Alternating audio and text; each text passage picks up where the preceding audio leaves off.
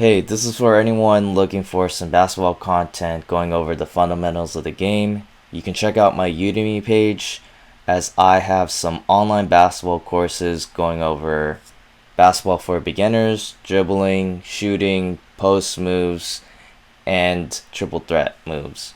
So you can get these courses for an affordable price. The link is in the description below, and if you're interested, look to enroll today. What is up everyone, Koballa here with another video, and what I want to do in this video is just give a little breakdown or give some tips on how to shoot floaters. Um, and hopefully these tips will be useful for you and you can apply these tips while you're using them in practice or in games.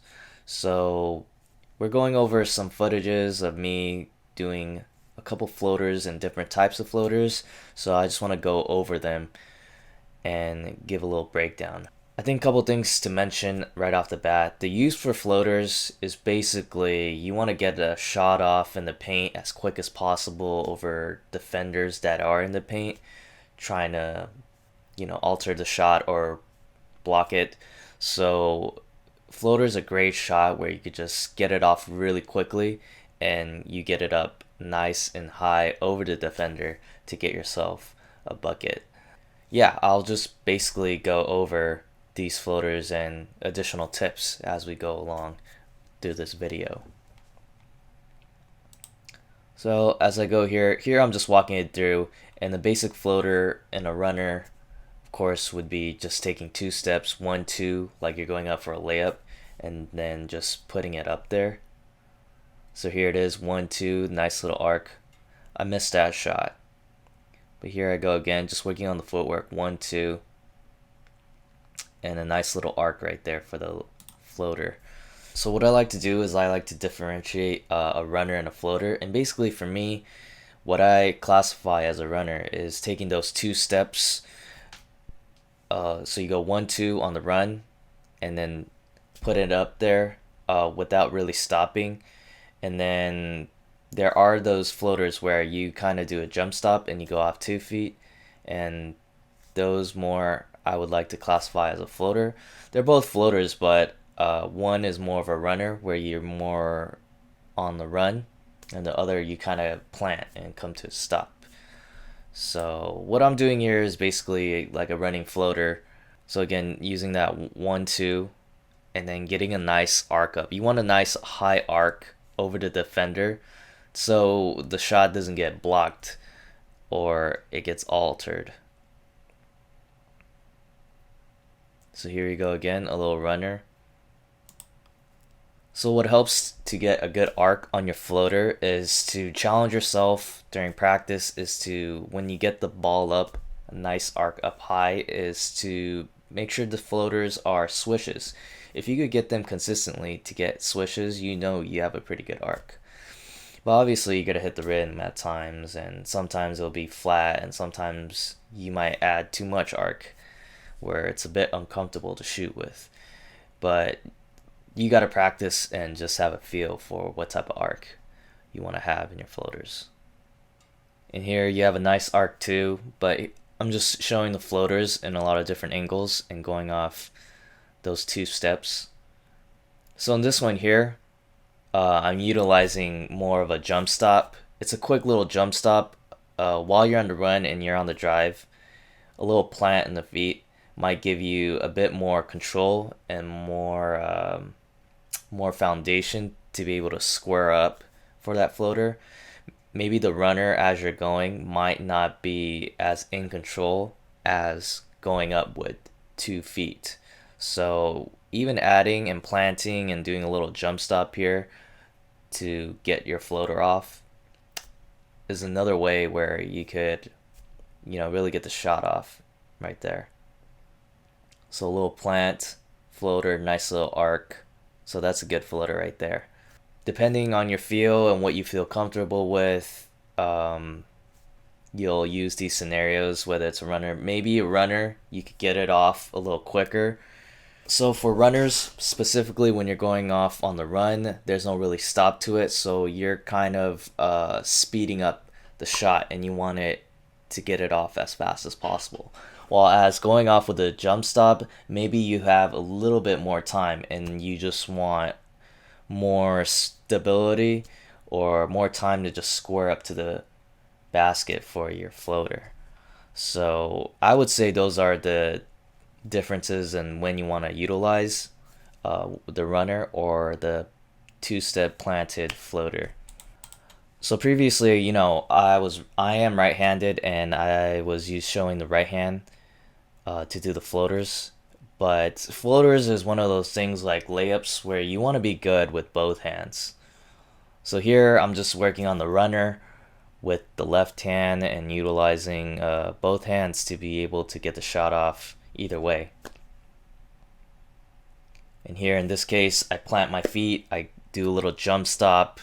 And the jump stop doesn't have to be a huge one where you have to jump high in the air. It could be just a very subtle one, as you can see right there. Not a big one, but just a quick little jump stop, planting of both feet and just going up for the floater. So here I just want to go over the release of the floaters. So it's just like any other shot. Usually when you're shooting a shot, you're technically shooting it with one hand and the other hand is just there as a placeholder. So it's the same concept. And as you can see here, I give it some rotation right there, working on the release, working on the arc, and having that soft touch. You don't want to be pushing the ball forward like you won't for your shots, but you actually want to let it roll off your fingers and shoot up. And you want the ball to have some rotation under it. So give it a little spin and give a nice little release, quick and easy.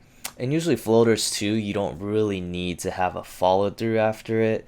It could be just nice and quick, nice little shot in the air, a quick shot where you just kind of, toss it up there. But you still want to give it some lift and shoot up and give it some rotation. With the floaters, you can also be able to use the glass to make your floaters, especially if you're coming down at an angle, like right here. You could use the glass too, like a typical bank shot for your floaters. The same concept applies where you get the shot off quickly, give it nice rotation, and give a nice little arc high off the glass. And obviously for bank shots, if you want to get it off the glass, you want to hit that sweet spot on the glass where you know it's going to go in. And also having that soft little touch, not hitting it too hard off the glass, because if you hit it too hard off the glass or the backboard, then the ball will just come off and miss really badly. So just like that right there, nice and high off the backboard to make for a shot. Another thing that you could utilize with your floaters is actually using the Euro steps. So it's a very popular move that, basketball players use a lot. And you don't have to just use it for layups, but you can use it for floaters as well.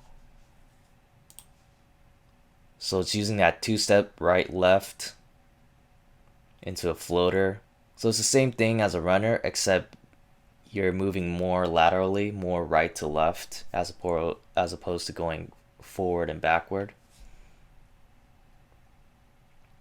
And the Euro step is just there for misdirection, right? Planting that foot to make the defender go one way and you going the other way. And all you really do after the Euro is just giving that floater at the end of it. So again, you want to be good with going both ways and using both hands. So here I'm going right left using my right hand.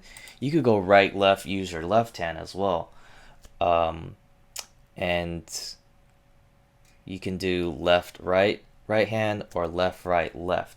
Usually before with Euro steps is when you go right left, you want to finish with your right hand. But when you get good enough with layups and with your Euro steps and floaters, you should be able to go up with any hand, and it doesn't matter which foot you jump off of.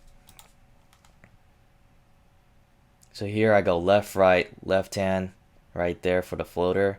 Again, planting that first foot, the left foot, to cause misdirection, faking the defender out for you to get some space to get the floater off.